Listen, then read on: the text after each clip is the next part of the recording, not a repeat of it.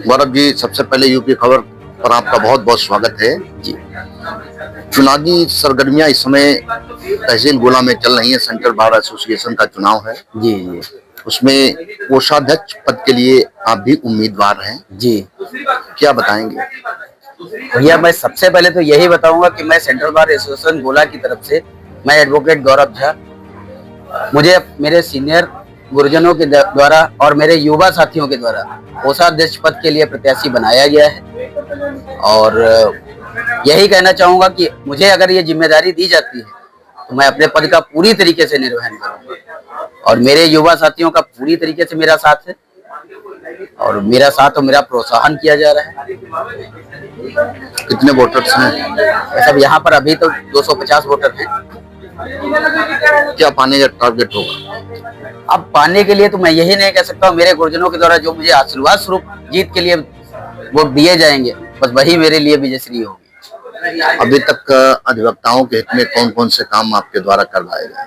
भैया देखिए, मेरे द्वारा अभी तो मैं अपने गुरुजनों के सानिध्य में ही चल रहा हूँ और रही बात कार्य कराने के लिए, मुझे जो मेरे द्वारा जिम्मेदारी दी जाएगी, मैं उसके लिए अपने गुरुजन और अपने युवा साथियों के मार्गदर्शन में जो मेरे पद से जिम्मेदारी मिलेगी, मैं उसे पूरी तरीके से निर्वहन करूंगा। क्या देखा ऐसा तहसील में कुछ काम कराने के लिए सोचा है?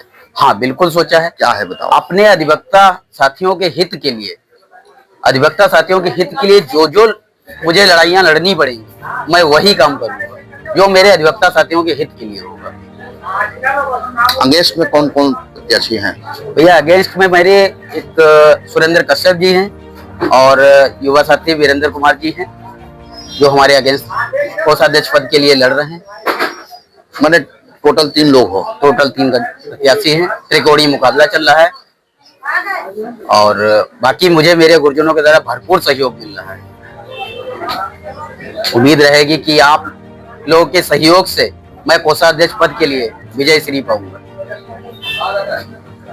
Uniform is the main thing for बिल्कुल बिल्कुल बिल्कुल, लेकिन अभी इस समय चुनाव की सरगर्मियां चल रही हैं और यूनिफॉर्म हम लोगों के लिए, कोड के लिए पूरी तरीके से अलाउ है और कोड में हम लोग यूनिफॉर्म को हमेशा वरीयता देते हैं।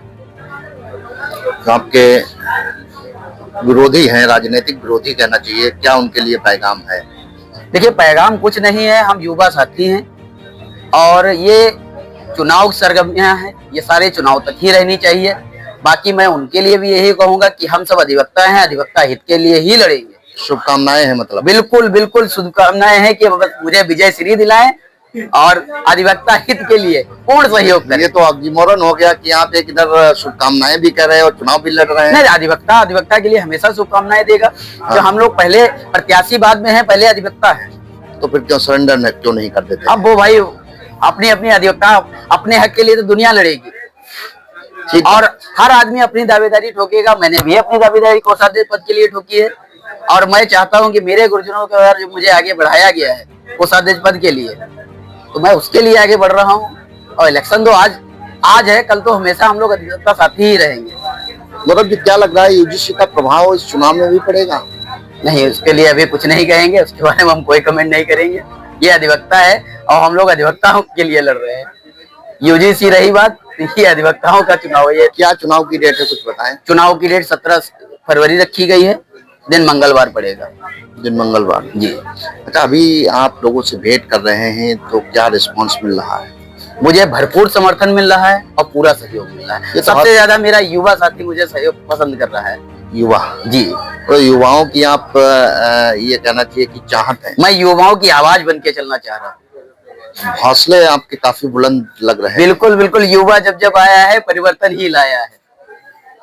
क्या वोटर से अपील करेंगे?